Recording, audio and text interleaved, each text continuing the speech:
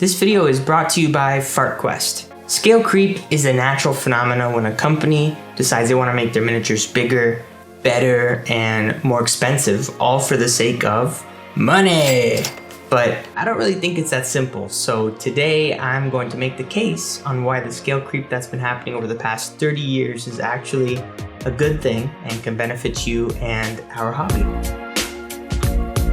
Hey there, I'm Danny, the 3D Printing DM, and welcome to 3D Printing Tabletop, a channel where we cover all things 3D printing for your tabletop games. Today's video is a collaboration with Narb Makes. Say hi, Narb. Hey, how's it going? He's making the case for smaller scale, whereas I want the boys in blue and other minis to be bigger.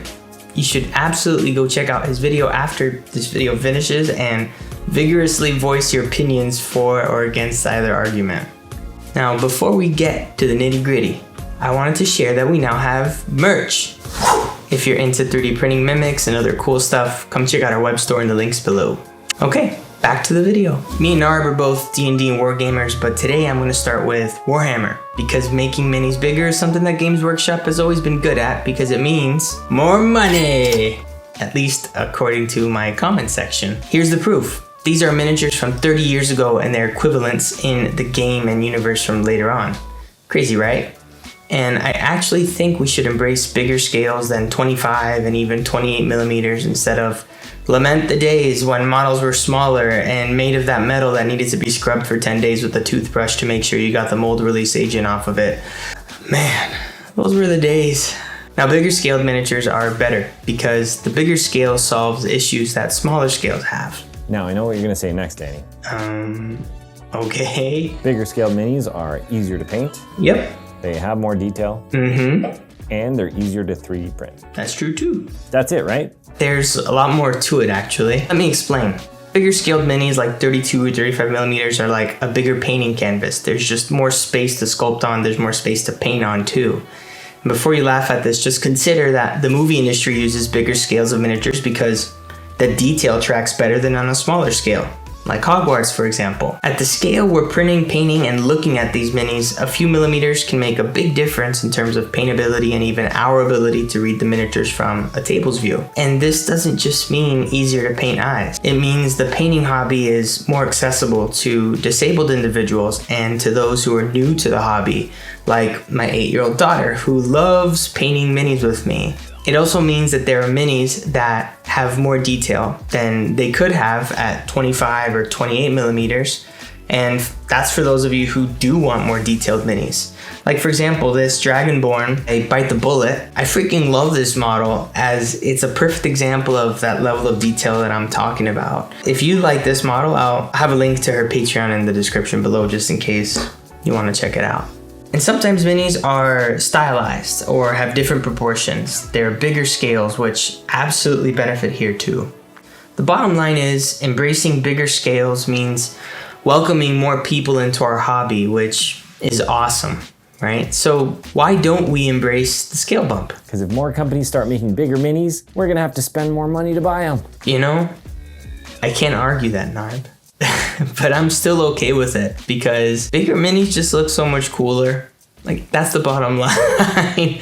Can we take a minute to appreciate how much of a glow up an old Space Marine is compared to a Primaris Space Marine, right? I'm happy to give Games Workshop money if it means this kind of upgrade. But this isn't just for Space Marines. Let's switch to D&D real quick and compare these two Treants. One is 3D printed and bigger scale. The other is from WizKids. And just to be clear, when I use the term scale, it isn't a reference to that thing in everyone's bathroom that they are afraid of. It refers to the size and often the proportions of miniatures. Now, the most common scales tend to be anywhere from 25 millimeters to 32 millimeters, and a generally accepted definition is that you measure from the feet to the eyes to determine what scale a miniature is. But a taller model can still look taller, but be the same height, just in a bigger scale. Hence the difference in height and proportion for these two Treants. It's a little bit confusing, and that's part of the reason why so many people don't necessarily agree on what scale should be. But look at the feet. The Treant doesn't even fit a regular 75 mil base. How are you supposed to play D&D with that? That is a good point. sometimes increasing the scale of minis means that they're not going to fit on their intended proxy bases, especially with wider action poses. But I'd actually contend that this can be solved in a lot of cases. If a 25mm base is made for one of these wider action poses, it can fix this along with base adapters like a simple rock that comes off the base a bit. And sometimes you're also going to need to give a bit of leeway to the feet being perfectly inside a base rim, which I know is important to some people. Now up close, these might look really strange together when you mix bigger scaled minis with smaller minis, but in my experience, it isn't so bad on the table and often makes players feel more epic and monsters more threatening and menacing and equally epic too. So if you're comfortable with these things, then you can get the benefits of both larger scaled minis while still being able to play with them. And this goes both ways, like the Ancient Green Guardian that's huge but could fit on as little as a 3-inch base if it needed to. Let me take a moment to tell you about today's sponsor, FartQuest, whose main characters you've already met earlier in the video. The FartQuest series of books is a love letter to D&D and RPGs and is the perfect introduction for kids to tabletop games. Everything from the art to the story and the characters make it really endearing, and I know firsthand because I'm reading them and going to be painting the models with my own 8-year-old daughter who I brought up earlier. Having minis that are actually paintable by the kids reading them is amazing and so immersive. She's already super excited to paint them and is exactly what I mean when I talk about how increasing scale can be a boon to our hobby and not a curse. Now, if you want to combine the books along with these minis just like I did, you can pick up these models on the Dice Heads Patreon for the next 3 months or on my mini factory, and you can check out FartQuest in the links down below. Thanks again for sponsoring content creators like myself, FartQuest. Now let's bring 3D printing into the mix and talk about direct scaling. Most of the time, you get a model from a designer and you might decide to scale it up or scale it down or just leave it, all depending on how you want to use it. But it doesn't always work like you think. See, 3D miniature designers usually provide their models with pre-supports, so it's plug and print. Very easy. But if you scale those models and their supports down, the connections get so thin they are super unlikely to print. Usually you can get away with going down from 32 to 28mm, but you definitely can't get away with it if you're going down from, say, 32mm to 10mm. Wait, what? On the other hand, you can totally scale 28mm supports up to 32 or 35mm, or even higher if you wanted. You might get some more scarring, but it's totally possible. Here's a perfect example. This is the Warrior from Scott the Miniature Maniac's Metal Brush and Wood Elf Miniatures Kickstarter.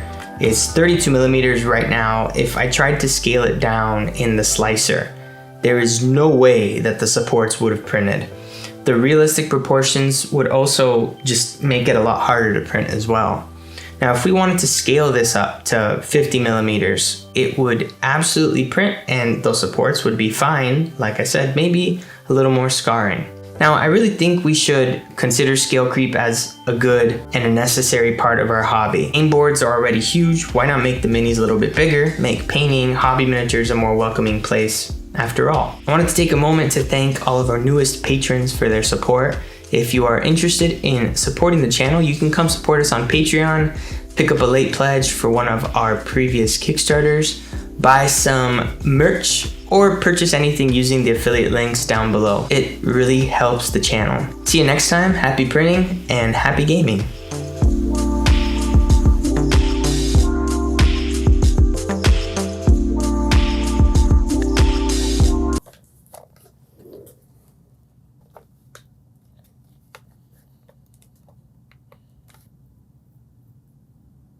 Hello?